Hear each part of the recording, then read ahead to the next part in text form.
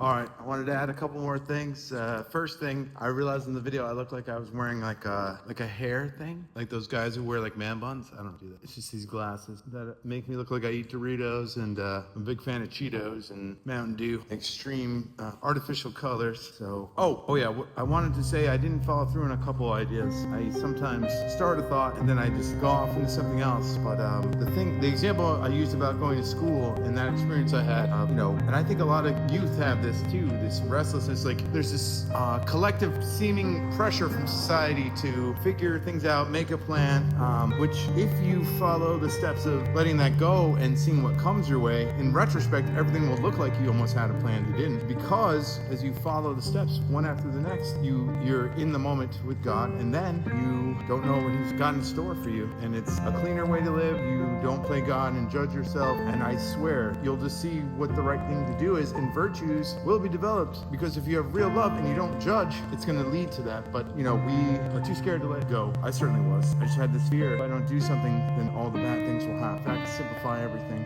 all the failure, and you have this fear that you'll be a nothing. You don't know how to handle the fact that we're here today and gone tomorrow and in this body, and the big existential questions, and then you think, oh, maybe I'll study philosophy to figure it out. Okay, then you're just talking about all these things, shuffling around ideas, maybe even identifying with the feeling of angst as if it were necessary to do that. Maybe even moving further from the truth, because now you think, oh, I'm a little bit smarter. I use some lingo about how, me, the subject and the object are connected, and we feel the experience of others projecting on us. And Jean-Paul Sartre writes a play, Hell is Other People. Well, in a way, he's not wrong. I mean, a lot of people are living in hell, unfortunately, and it's not judged, and I have it too. By hell, I just mean that uneasiness, the feeling that you're choosing to believe something and you don't know for sure, could lead to angst. But mainly the symptom that shows is anger. I had that for a long time. My old man, because I'm in a family business and I didn't want to go into it, but I guess I was just like him, because he didn't like to be told what to do either. Funny how he said many things, but what I took on was more his personality of being annoying and annoying, like just fussy about it. Fussy, not like to be controlled, and he got that from his dad, who was very controlling and on top of him, and the old man was the middle child, so for whatever reason they seem to get it the worst. There's something between the first and the last child, the baby and the first. And the first one usually complains that they didn't have a childhood because they have to help take care of the other ones. But what makes it all sting so much is when you're a kid, you don't know how to handle the anger and the chaos. But at the same time, this is the world they were in their mindset. A spirit lived in them, and obviously if they could see it, if they could really see it, then they could overcome it. But while you're in it, you're blind, because you take on an avatar and you don't see that you're behind it this whole time, and you listen to it. Oh, it's like that movie Revolver. Oh yes, everyone needs to watch that film. I don't want to ruin it for you, but it's all about that inner monologue. Who is it? Oh, and like my friend Jackobat likes to say, are the voices in your head the real you? So that's pretty much the heart of the pulse of the spiritual battle we face. So in the Bible somewhere it says, when you pray, you put all thoughts into captivity, and that simply means when you observe them, they can't touch you. They go before you. What remains, that's for you to find out. Keep questioning it. Everyone has the same struggle in different forms. And overcoming is a great experience, and there's nothing to feel bad about. No matter what you've done, where you came from, what's been done to you, the thing that wasn't destroyed, really, you tap into that. And and that's what real love is, when you don't judge. Don't worry about, I need to prove my love or show this.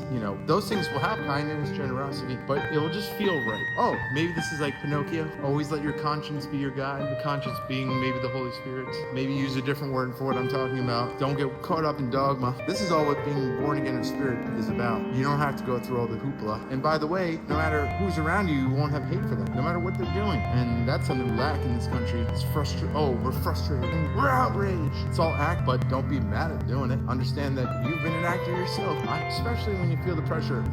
I'm gonna say, like, when I went to college, I probably had an idea from like a movie in my head, from like a film, like, oh, this is what you do.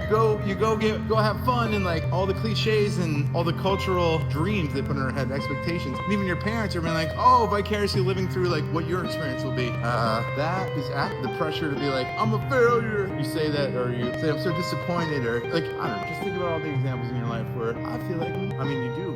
There has to be order, there has to be discipline, and all that stuff. It makes sense, because left to our own device, what do you think what happened. Right now, most people aren't very forgiving, but I think even though Gandhi was apparently, I won't say it, that one thing he said, be the change you want to see, but how do you know what you want? I would say forget that. Let the nature come through, and then that change does resonate. He's right about that. So I guess for all things, I guess forget wanting to be an artist or this or that and see what happens, and then you'll take the steps. Then you'll, well, this idea needs to get out for some reason, don't know exactly why. Then you'll just start making bad drawings, horrible paintings, horrible music. You just, my friend Jackalbat called it the cringe gap between, you know, when you start and when you get to something that, you know, if it weren't made by you, it would resonate with you as if you didn't even make it. There was no identity to it.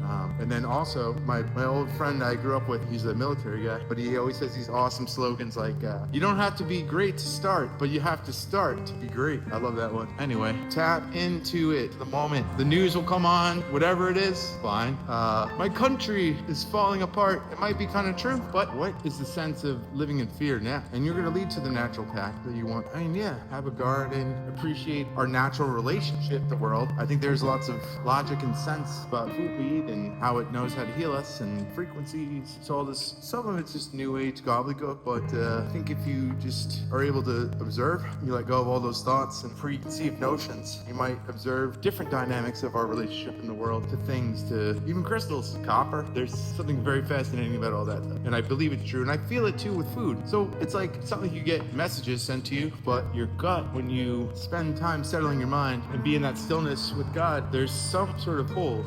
You'll just know it. You'll just know it when it comes. And I couldn't tell you what it's like, but you'll be like, oh, this food is better.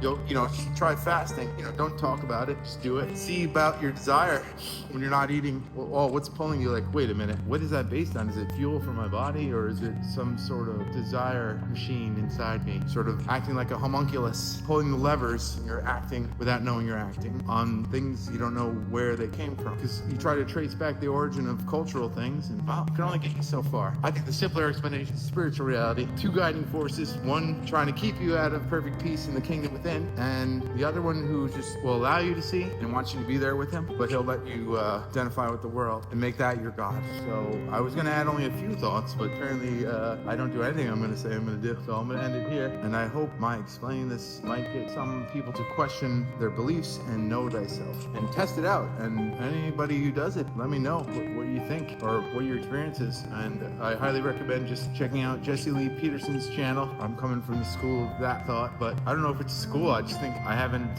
been able to. I have tried to bring other people to question the process of living in the moment, and also what we can know for sure. I'm trying to catch thoughts about me feeling like I'm living this way. I'm gonna let those go. It's just this constant process, but I haven't found anything yet. If I ever find a good challenge, it'll be a great video topic, and I'm welcome anybody to try to make the most compelling reason where I'm believing something I don't know is true, or come to know through living it. But the odd thing is, in order for them to do that, they would have to, in sincerity, try it out. But how could you try it out if you're, well, you can be a skeptic and just see what happens and observe. I don't see how you can doubt that. And I'm not just talking about like the question of like, is this a dream, or is this a reality, or is it a simulation? I'm talking about what's left when all of that is observed as illusory almost, or you just don't know what it is. Ultimately, Descartes said it was, you experience yourself as thinking, you exist. It's not a logical art, you know you are. But then that's in the realm of making ideas and concepts. So what happens let that? I don't know. You all have to try it out. But I think you'll find there is some sort of guiding, benevolent, higher good that wants to have good work through you. You'll just know it. Can't tell you how. And my words will always fall short. And that's it. That's all I had to say on this subject for you all.